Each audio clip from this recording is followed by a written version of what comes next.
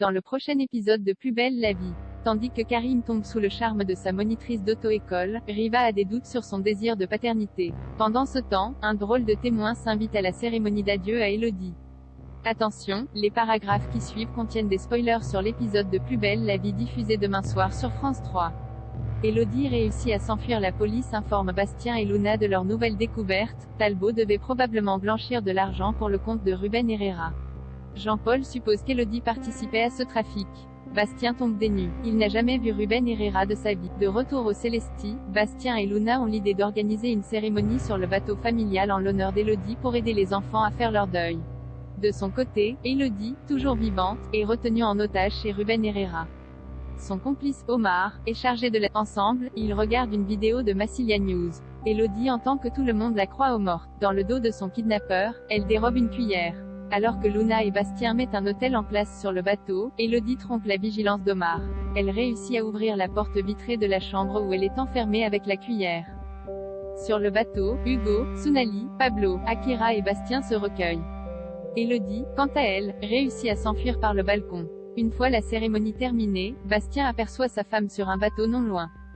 Il demande à Luna d'emmener. Une fois seul, il rejoint Elodie. Celle-ci lui demande de la laisser partir.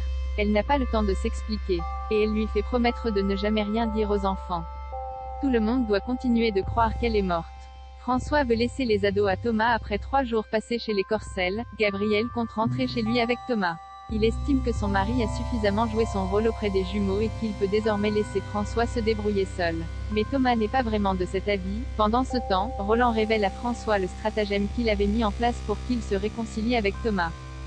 Sur ce, François annonce à son frère qu'il compte s'installer au-dessus du bar du Mistral, laissant ainsi les ados aux mains de Thomas et Gabriel. Thomas discute alors avec son mari de la possibilité de rester vivre avec les ados pour les élever ensemble. S'il est partant, Gabriel ne l'est pas. À ce moment-là, Kylian et Lola rentrent. Ils ont reçu un appel de leur mère qui veut qu'ils viennent vivre avec elle et son nouveau compagnon en région parisienne. Karim tombe sous le charme d'Ophélie. Abdel confirme à son père qu'il a une évaluation prévue à l'auto-école. Il remarque que Karim s'est mis sur son 31 avec une toute nouvelle chemise, assez chère.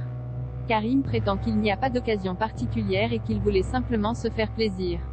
Arrivé à l'auto-école, Karim aide la monitrice Ophélie à ouvrir la portière d'une voiture qu'elle a claquée en laissant les clés à l'intérieur. Après quoi, Karim et Ophélie apprennent à se connaître et partagent leur amour des belles voitures. De son côté, Bilal aide Abdel à retrouver ses clés de voiture. En fouillant dans l'appartement, Abdel tombe sur une photo d'Alice. Il la jette rageusement à la poubelle. Les Fedala partent ensuite faire des courses. Au Marcy, ils aperçoivent Karim en train de réviser assidûment son code de la route.